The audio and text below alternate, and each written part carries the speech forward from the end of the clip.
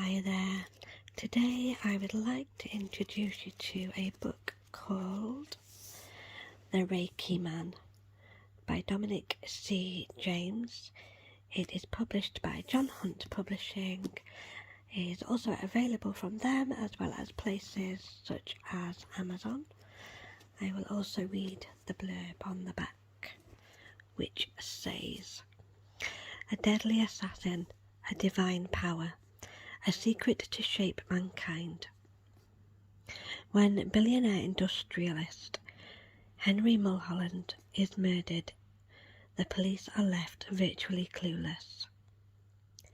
The only evidence is a mysterious symbol left on his desk.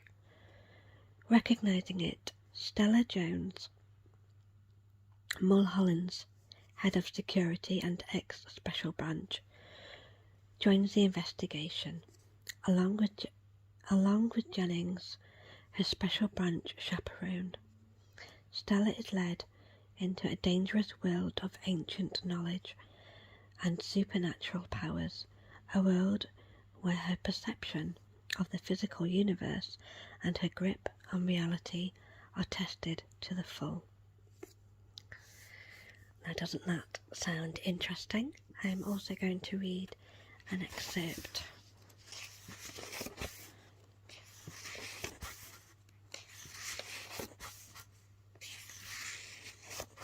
Here we go.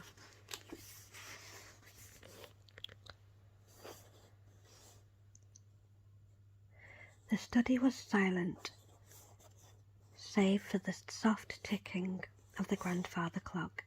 Henry Mulholland closed his laptop and sat back in his chair. It was 3 o'clock in the morning, and he was beat, yet his head still swam with numbers. He poured himself a generous malt whisky and lit a cigarette. Closing his eyes, he breathed out a sigh of smoke. It had been a long day. The markets were still volatile, as they had been for weeks, and on top of that, he had spent most of the day negotiating with the GMB union over the closure of the steel works. His offer had been more than fair, but they were becoming greedy. Maybe if... His train of thought was suddenly interrupted by his subconscious. Henry opened his eyes and focused on the room. The atmosphere had changed. He couldn't put his finger on it, but something was different. He felt cold, and the back of his neck was starting to tingle. He tried to take a drag of his cigarette, but found himself unable to move his arm. In a panic, he tried to move each limb in turn. It was no use. He was totally paralyzed. "Don't bother trying," said a voice from behind.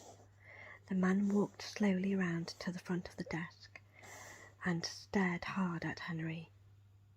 He was oriental and dressed in black from head to toe. Henry tried to speak, but found that too was impossible. "I'm going to release you now, Mr. Mulholland. When I do, I want you to stay still and quiet. Only speak when I ask you a direct question. If you understand and are willing to comply, blink 3 times. His voice was calm yet commanding. Henry blinked 3 times. The man made a zigzagging motion with his right arm, and Henry felt life come back to his body. He stubbed the cigarette, which had nearly burnt down to his knuckles. "I've come for the box, Mr. Mulholland. Where is it?" Henry looked quizzical. "What box?" "The box. I really don't know what you mean." The man made a sign in the air, and immediately Henry was paralyzed again.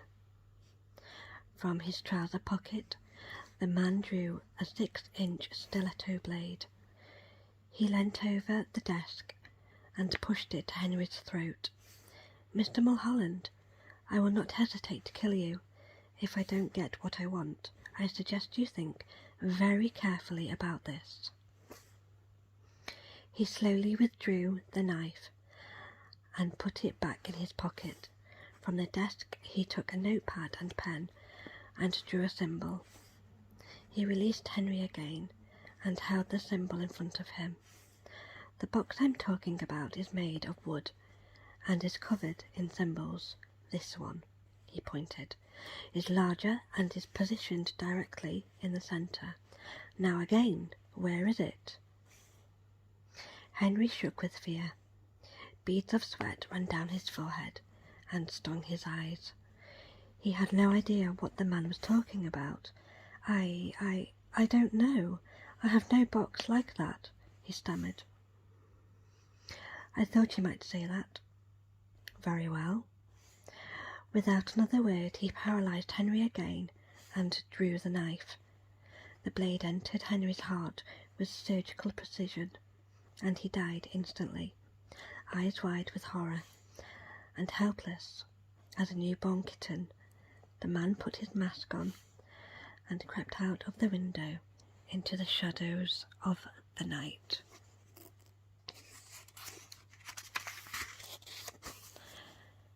Chapter 1. It was dark and it had started to rain. Stella Jones braked swiftly and took a hard left into the lane that led up to Addington Hall. Since the call had come through, her mind had been in overdrive. How the hell had someone breached the tightest, most modern security that money could buy? There were no scapegoats. There was no one else to blame. The book stopped with her. She pulled up to the gatehouse and was greeted by the sight of squad cars. A young policeman strode up to the car window, and she whirred it down. Evening, madam, he said politely. What is your business here? Stella Jones, head of security, she said, and flashed him her ID. He carefully scrutinised her pass, and when satisfied, he wandered out of earshot and spoke into his radio. 30 seconds later, he was back at her window. Okay, Miss Jones. The boss says you can go up. She drove slowly up the driveway and parked behind the mass of marked and unmarked cars that had gathered on the great frontage. Henry Mulholland was a well-connected man. The ornate front doors were wide open, and the entrance was barred by crime scene tape. Another young PC was standing guard, and Stella strode briskly up to him, ID in hand. Stella Jones, head of security, she said. The PC radioed his chief, and a minute later, a smartly dressed, portly, middle-aged man came across the entrance hall to the door. He was Stella's old boss. His name was David Brennan, and he was the head of Special Branch SO1. Hello, Stella, he said warmly. Hello, David. What are you doing here?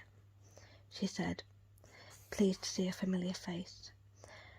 I didn't think this was Special Branch's territory. Strictly speaking, it isn't, but the PM wants this dealt with quickly. They were good friends, as you know. Henry Mulholland had been friends with the Prime Minister, Jonathan Ayres, since university. They had both studied philosophy, politics and economics at Oxford. They were joint owners of 3 racehorses, one of which was favourite for the Cheltenham Gold Cup. Well, they had been joint owners. Now one of them was dead. Stella and Brennan climbed the grand sweeping staircase, heading for the upstairs study. What have you got then? She asked. Not a lot, to be honest, said Brennan, slightly downbeat. The killer came in through the window and left the same way, No fingerprints, no nothing.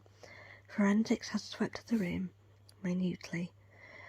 We may get a few fibres, or a hair if we're lucky, but I'm not holding my breath.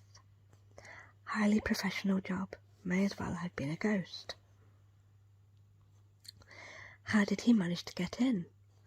The place is wired up like Fort Knox. Good question. The gatehouse guard can't remember a thing. 1 minute he's awake, the next, nothing.